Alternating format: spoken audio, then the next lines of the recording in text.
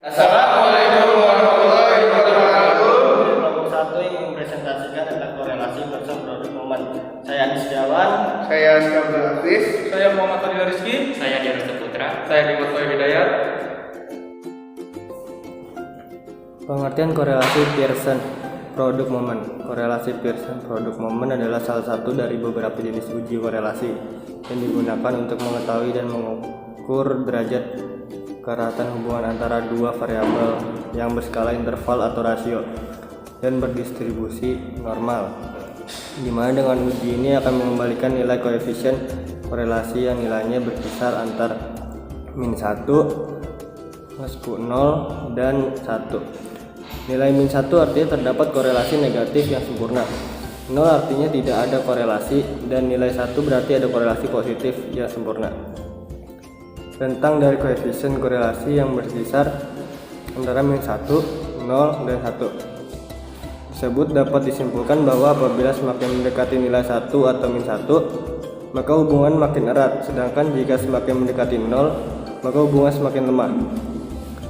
Korelasi Pearson dinotasikan dengan RXY, yang artinya ada hubungan antara dua variabel X dan Y.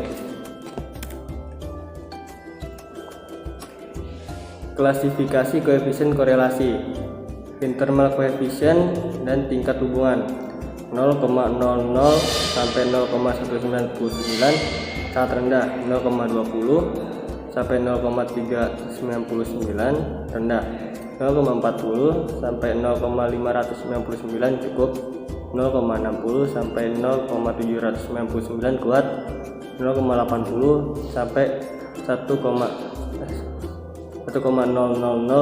sangat kuat. Nilai koefisien 0 sebenarnya tidak ada hubungan sama sekali, jarang terjadi. Nilai koefisien 1 hubungannya sempurna, jarang terjadi. Nilai koefisien lebih dari 0 sampai kurang dari 0,2 sama dengan hubungan sangat rendah atau sangat lemah. Nilai koefisien 0,2 sampai lebih kecil dari 0,4 sama dengan hubungan rendah atau lemah. Nilai koefisien 0,4 sampai lebih kecil dari 0,6 sama dengan hubungan cukup besar atau cukup kuat. Nilai koefisien 0,6 sampai lebih kecil dari 0,8 sama dengan hubungan besar atau kuat. Nilai koefisien 0,8 sampai kurang dari 1 sama dengan hubungan sangat besar atau sangat kuat. Asumsi uji korelasi. Kedua variabel harus diukur dalam skala interval atau rasio. Dua variabel kontinu tersebut harus dapat dipasangkan. Tidak ada outlier yang signifikan.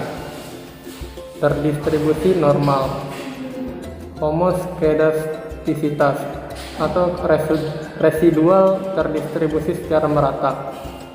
Yang terakhir, hubungan dua variabel linear. Uji signifikansi korelasi. Tentukan hipotesis. H0 sama dengan rho XY sama dengan 0, yang artinya tidak ada korelasi yang signifikan antara X dan Y. H1 sama dengan rho XY tidak sama dengan 0, rho XY kurang dari 0, rho XY lebih dari 0, yang artinya ada korelasi yang signifikan antara X dan Y. Tentukan taraf signifikan si A. Mencari tabel T dengan DF sama dengan N kurang 2. Statistik uji. T sama dengan RXY akar N kurang 2 per akar 1 kurang R kuadrat XY. Kriteria uji. Jika T hitung lebih besar T tabel, maka H0 ditolak. Jika T hitung lebih kecil T tabel, maka H0 diterima. Rumus korelasi Pearson. RXY sama dengan N sigma XY dikurang buka kurung sigma X tutup kurung tutup buka sigma Y tutup kurung per akar kurung buka N sigma X kuadrat dikurang tutup buka sigma X tutup kurung 2 kuadrat tutup buka N sigma Y kuadrat kurang tutup buka sigma Y tutup kurung 2 kuadrat, di mana R, X, Y adalah koefisien korelasi R persen, N jumlah sampel atau observasi, X variabel bebas atau variabel pertama, Y variabel terikat atau variabel kedua, sigma adalah jumlah keseluruhan variabel. Contoh kasus korelasi persen. Dosen statistika Universitas Pamulang ingin mengetahui apakah ada hubungan yang signifikan antara motivasi belajar seorang mahasiswa dengan prestasi mereka. Untuk itu diambil 10 orang mahasiswa sebagai sampel yang kemudian dinilai motivasi dan prestasi belajar mereka dengan angka skor 0 sampai 50. Berikut adalah datanya. Terdapat sebuah tabel di sini antara mahasiswa, motivasi dilambangkan dengan X, prestasi dilambangkan dengan Y. Data tersebut adalah random. Dari data di samping akan diketahui apakah ada hubungan antara motivasi belajar dengan prestasi seorang mahasiswa, dan jika ada, seberapa jauh hubungan tersebut. Gunakan taraf signifikan 5%. Buat tabel bantu dengan menambahkan kolom XY, X kuadrat, Y kuadrat, dan jumlahkan semua masing-masing kolom atau sigma. Di sini tabelnya, setelah kita cari sigmanya, motivasi X adalah 377, prestasi Y adalah 455, X kali Y hasilnya 17.352, X kuadrat yaitu 15.037, Y kuadrat adalah 20.777, maka akan didapatkan sigmanya. Substitusikan ke rumus koefisien korelasi Pearson dengan rumus RXY, atasnya N sigma XY dikurang sigma X dikali sigma Y, dibagi akar dari N sigma X kuadrat dikurang sigma X dikuadratkan, dan N dikali N sigma Y kuadrat dikurang sigma Y dikuadratkan. Maka hasilnya seperti contoh, di situ sudah diperbedakan warnanya antara sigma X, sigma Y, dan lain-lain. Maka didapatkan hasilnya 0,801. Berdasarkan tabel klasifikasi hubungan sangat besar atau sangat kuat. Taraf signifikasi alfa sama dengan 5% sama dengan 0,05. Besaran derajat sama dengan N-2 sama dengan 10 min 2 sama dengan 8. Jika dilihat pada tabel, T sama dengan 1860 T. Statistik uji, rumusnya T sama dengan RXY kuadrat N-2 per akar kuadrat 1 min RXY kuadrat. Hipotesis H0 sama dengan Rho XY sama dengan 0, tidak ada hubungannya yang signifikan antara motivasi dengan prestasi.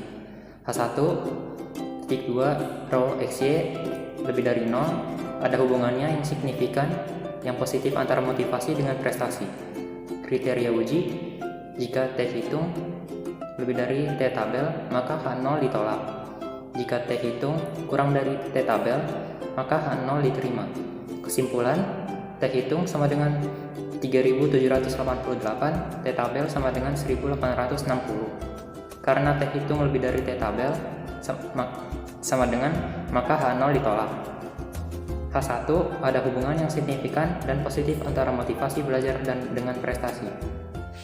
Kesimpulan dari contoh kasus, koefisien korelasi antara motivasi belajar dengan prestasi mahasiswa bernilai positif. Maka hubungan yang terjadi antara motivasi dan prestasi belajar mahasiswa adalah berbanding lurus. Artinya, saat seorang mahasiswa memiliki motivasi tinggi, maka akan memiliki prestasi yang tinggi pula. Begitupun sebaliknya. Hipotesis berada pada kesimpulan H1, yang artinya ada hubungan yang signifikan dan positif antara motivasi dengan prestasi. Kesimpulan korelasi Pearson Product Moment. Korelasi Pearson Product Moment merupakan alat uji statistik yang digunakan untuk menguji hipotesis asosiatif dua variabel bila datanya berskala interval atau rasio. KPPM dikembangkan oleh Carl Pearson. Fungsi KPPM sebagai salah satu statistik inferensia adalah untuk menguji kemampuan generalisasi hasil penelitian. Adapun syarat untuk bisa menggunakan KPPM selain syarat menggunakan statistik parametris, juga ada persyaratan lain, yaitu variabel independen dan variabel Y harus berada pada skala interval atau rasio.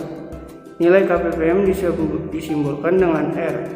Uji signifikasi KPPM menggunakan uji T, sehingga nilai T dihitung dibandingkan dengan nilai T tebal.